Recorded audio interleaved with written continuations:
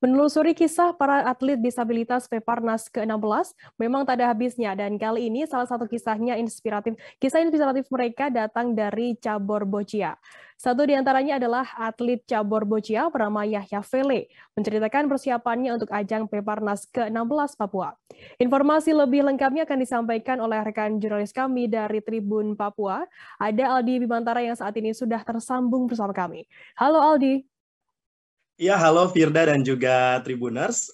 Menjelang memasuki ya pekan pertama, Pekan Paralimpiade atau Pekan Paralimpik Nasional Peparnas ke-16 di Provinsi Papua. Ini memang tidak hanya sekadar pertandingan ataupun perolehan medali yang menjadi sorotan, juga namun ini yang menjadi salah satu yang menjadi sorotan menarik ialah kisah-kisah atau sosok-sosok atlet yang bertanding dalam beberapa cabang olahraga di ajang Peparnas ke-16 di Provinsi Papua, seperti salah satunya ini sosok atlet Papua cabang olahraga boccia yakni Yahya Fele yang ingin sekali mempersembahkan medali emas untuk Papua begitu, dan dirinya termotivasi ya berlatih sudah semenjak 2 tahun yang lalu untuk menyumbangkan medali emas bagi Provinsi Papua di ajang Pekan Paralimpik Nasional ke-16 di Provinsi Papua kali ini. Firda.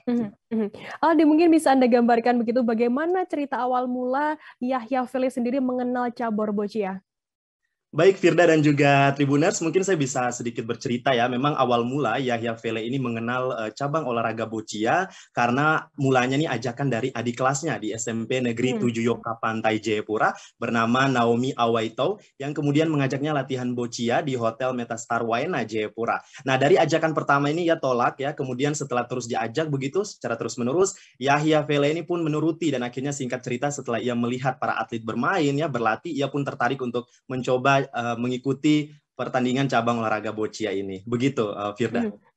Aldi, mungkin bisa Anda ceritakan sedikit mengenai sosok Yahya Fele ini memaknai cabur boccia di dalam hidupnya seperti apa informasinya? Ya, baik Firda dan juga Tribuners, memang sebelum mengenal cabang olahraga boccia ini ya, Yahya Fele ini nampak beraktivitas hanya seputar rumahnya saja ya, berdasarkan hasil wawancara saya bersama dirinya begitu.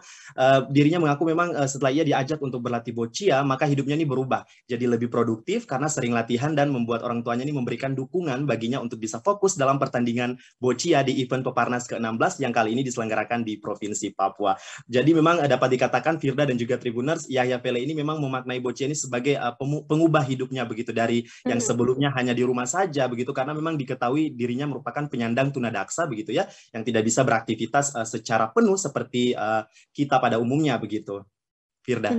Aldi, apakah ada harapan mungkin atau mungkin respon pertama kali dari Yahya Fele sendiri ketika dipercaya menjadi atlet boccia mewakili Papua di ajang Peparnas ke-16 ini?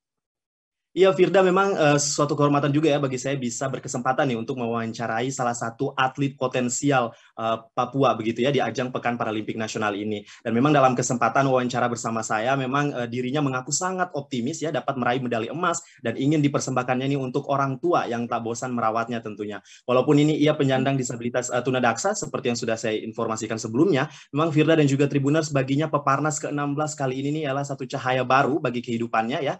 Dia menceritakan seperti itu dan ia berharap begitu agar dapat bermanfaat bagi tanah Papua, tempat di mana ia lahir dan dibesarkan melalui event Peparnas ke-16 di Provinsi Papua. Saya juga mengajak kepada Tribuners semua ya untuk kita mendukung ya atlet-atlet kita yang tentunya bertanding dalam ajang Pekan Paralimpik Nasional ke-16 di Provinsi Papua. Sekian sementara dari Jayapura, Papua. Kembali ke Firda di studio.